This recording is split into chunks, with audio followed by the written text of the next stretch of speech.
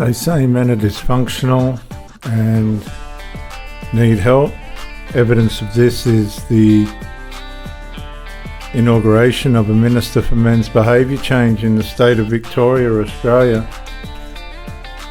But this woman that we're about to see, Lydia Thorpe, is in Parliament, and this is the rhetoric that Australia has diminished into allowing.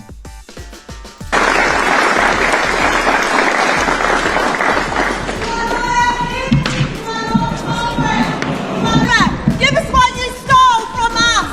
Our bones, our skulls, our babies, our people! You destroyed our land! Give us a treaty! This is not your land! This is not your land! You are not my kids! You are not our kids! I did it for truth-telling. Global truth-telling about the royals who caused so much devastation to not only our people in this country, but Indigenous people around the world. We don't have a treaty in this country. We've been calling for decades and decades for a treaty. We just want peace. I'm not fussed about what people say about it's for a treaty. We just want peace. We just want peace. You've got no idea how many apologies, how much money, how many grants, all the things that the Australian government has done for the Aboriginal people. And this woman's weaseled her way into the Australian Parliament, and this is the best she can do. I'm not fussed about what people say about me. I will continue to fight for justice for my people. We are the real sovereigns in this country. The King is not our... They're not the sovereigns of this country. That's all nonsense and rubbish and delusion. This is a rebel, a very delusional and dysfunctional person that's got their way into the Senate and is nothing but trouble. Our sovereign. The King lives in your country. He's from your country. He can't be our King. So I don't really, I have the support of Aboriginal people around this country. I have the support from my grandmother. I have support from elders around the country. You might look, put up the scary photos, but I will continue to resist. And it's only when other people have their children removed, when their families are incarcerated, when you have your land taken from you, that you will understand what I'm talking about. But I understand that, it's all about... This is so fanatical and so pathological. What's she doing in the Australian Senate? She's sworn allegiance to the King of England. And this is the sort of person that she is. She should never have been allowed in the Senate. US, we have seen just very recently on the AM program on ABC Radio, opposition leader Peter Dutton responding to Lydia Thorpe's action yesterday. Here's what opposition leader Peter Dutton had to say. I think people need to express themselves respectfully, and sometimes people make it all about themselves, and I think that's what yesterday was. It didn't advance anyone's cause, and in fact there are many Indigenous leaders overnight who have condemned the actions, and I don't intend to add to the self-promotion that she seeks. The outburst was to remind him that he's not our King, he's not my King. I'm a Djaparang Gunai Gunditjmara woman, and he's not my King. He's not my King. Senator Lydia Thorpe's royal protest at yesterday's parliamentary reception has been met with calls for her to resign. Live to our political reporter Isabel Mullen in Canberra. Izzy, there's frustration on both sides of politics this morning. There really is, Anne. Good morning. Politicians are unanimous in their disgust. Peter Dutton, the opposition leader, the latest politician to call for Lydia Thorpe's resignation. Others have labelled this outburst rude and un-Australian. The independent senator screaming at King Charles and Queen Camilla as they sat there in the Great Hall yesterday. She's also been criticised on social media for this post depicting a beheaded King Charles with the caption, "You are not our king." That post has since been deleted, and Lydia Thorpe has claimed that she never uploaded it, but she has stood by her outburst. This is not your land! This is not your land! You are not my king! You are not our king! I did it for truth-telling, global truth-telling. I think she's got her truth mixed up with everybody else's. Peter Dutton is the latest politician to call for her resignation. Let's hear now from the opposition leader. I think there's a very strong argument for somebody who doesn't believe in the system but's willing to take $250,000 a year from the system to resign in principle. Headlines is Minister for Social Services Amanda Rishworth and National Senator Bridget McKenzie in the studio. Nice to see you, ladies. All right, Amanda, first up, how was that to witness firsthand? Well, look, it was pretty disrespectful, not just to the King, but to the many great Australians that had gathered in the Great Hall.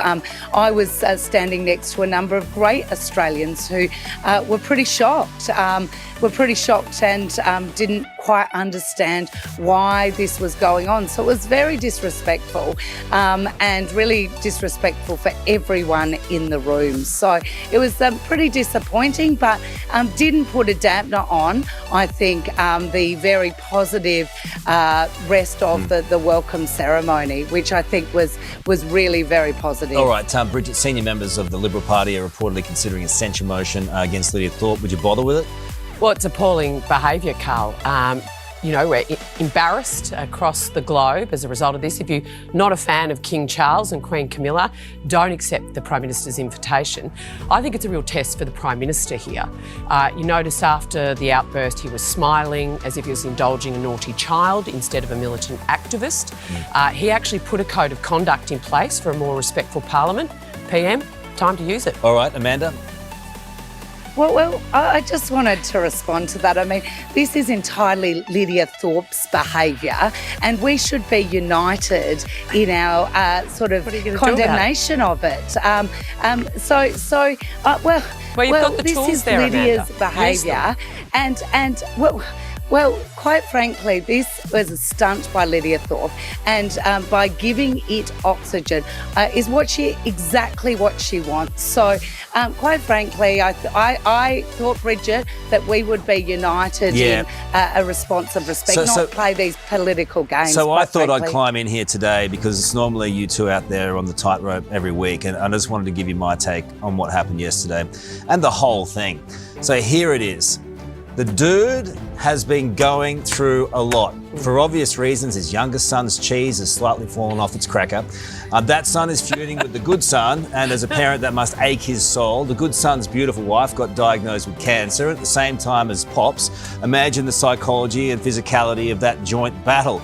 He hasn't finished treatment yet, but he flies all the way to Australia and starts pressing the flesh straight away because for some bizarre reason, he genuinely loves this country and us. In comes Lydia, giving a welcome to country, Thorpe style, in sacred possum gear, shouting obscenities at him. Then the cream on top, Amanda, Bridget. He wanders outside and runs into the most socially obnoxious creature in the animal kingdom, the alpaca, known for only two things, expensive fleece and spitting. Lo and behold, the bloody thing spits. Without the phone.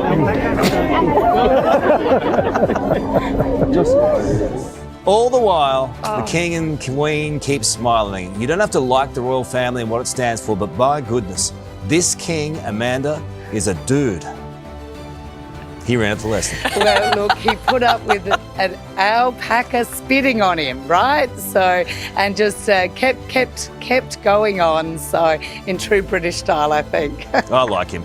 You, Bridget? Yeah, I'm a constitutional monarchist. I thought his speech... Oh, no. I know, who would have thought? But I thought his speech yesterday was fabulous. He talked about our warmth, our unique Australian characteristics of humour.